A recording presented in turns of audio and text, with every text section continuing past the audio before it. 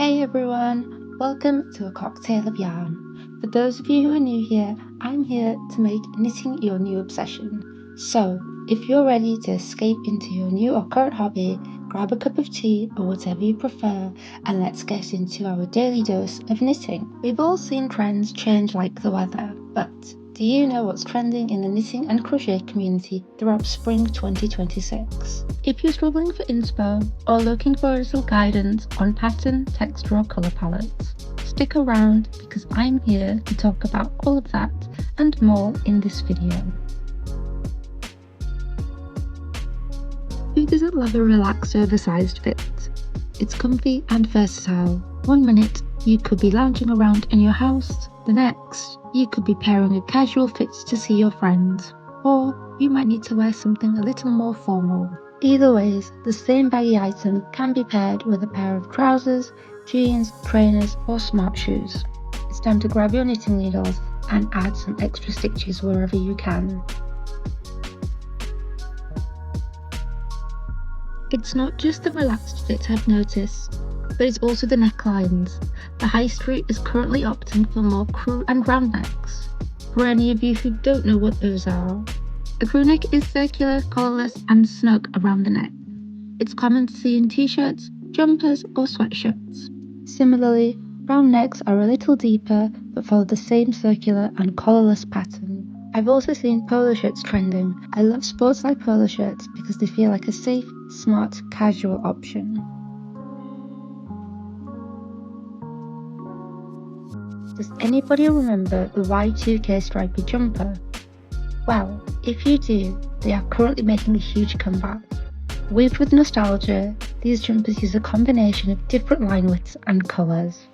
This project is perfect for the knitter who loves experimenting with colours. If you're feeling a little more adventurous and are starting to get the hang of knitting, you can try adding some patterns to your knitting projects. Subtle textures can add personality to a piece and make it unique. Let's take a look at a few. The waffle stitch is a beginner-friendly stitch that combines the knit and purl stitches. Its name is pretty self-explanatory, but it creates this beautiful three-dimensional square effect. I've recently seen the rib stitch make a comeback. It's usually in a 1x1 or 2x2. It's a beginner-friendly pattern that creates a dimensional stripe. I've also seen the cable stitch. Now the cable stitch creates an intertwined rope-like twist. It's pretty beginner-friendly, but can feel a little finicky as the stitches need to be held with a cable needle. For any of you who aren't sure on which stitch to take forward, try casting on a few practice stitches and try out different styles. You might find some easier than others. You might end up deciding that some stitches don't feel or suit your project. I know I have my favourites, and you'll have yours too, so go with what feels best for your project. As we're heading into spring, it's best to try a 3 to 5mm weighted yarn, such as cotton, acrylic, wool or merino. I'm currently seeing this trend in every high street store. It's this fuzzy faux fur yarn. It's light and easy to style. I'm seeing jumpers in every colour at my local mall. It's great for adding texture, but if you're someone who dislikes hairy fabrics, like myself, you may steer away from this. I love feeling like I'm in my princess era. Cute, whimsical and elegant, these cardigans have replaced buttons with bows. I can't wait to twirl around in my own cardigan. If you want to replicate this, you can try attaching a button that looks like a bow, or you can knit long strips of yarn that weave into the front of your project to look like long bow ties. Flared sleeves are a personal favourite. I love how they make my arms look sleek and slender. It also adds a romantic bohemian or vintage vibe. The flowy movement of a flared sleeve. If you're planning on making a bell sleeve, you can decrease your stitches towards your elbow and increase them as you get closer to your wrist. Choosing the perfect colour palette can feel overwhelming, especially when you're unsure of which colours complement each other. If you feel like you're struggling to find the perfect colour palette for spring 2026, if you're stuck on which colours to choose, you're in the perfect place, because I'm going to talk about trending colours for spring 2026. I'm going to go through multiple pairings, so to kick us off, I'm going to talk about quadruple colour pairings. I'm currently seeing beige coloured yarn combined with light blue, palm green and dark blue. I love this combination because it reminds me of a relaxing day where you can lounge around. It's earthy and calming, making it a great addition for anyone looking to create a neutral, casual jumper. For those of you who want something a little brighter and bolder, try a pinkish red with a cream, orange and deep purple. It's perfect for someone who wants to experiment with colour. It screams spring has sprung and is definitely a colour palette to try if you're someone who's a little more artsy or is looking for a pop of colour. If you're looking for a harmonious gradient effect, try a deep purple with a lighter purple, a lilac and pink. I love this because it reminds me of a turtleneck jumper I owned when I was a kid. I also think it's a fun palette to try out, but that might be me being biased.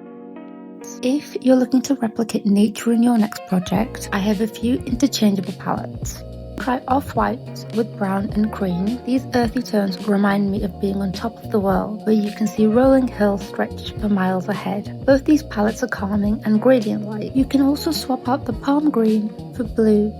Another natural palette is off-white cream yarn with light blue and dark blue. I love this combination because it reminds me of a day out on the beach or a day when you'd set sail on the waves. You can also change your colours to an off-white cream with palm green and shale green. The next palette is a little more on the fun side. Think Neapolitan ice cream. Pair off-white cream with tickled pink and brown. This palette looks cute and delicious.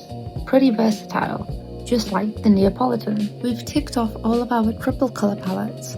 It's time to move on to our duos. Starting off, if you're looking for something neutral, you can use off-white, cream and brown. We've got this deep cherry colour and tickled pink paired together to create a romantic look.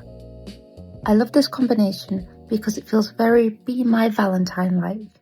It's soft and subtle, but it also makes a bit of a bold statement.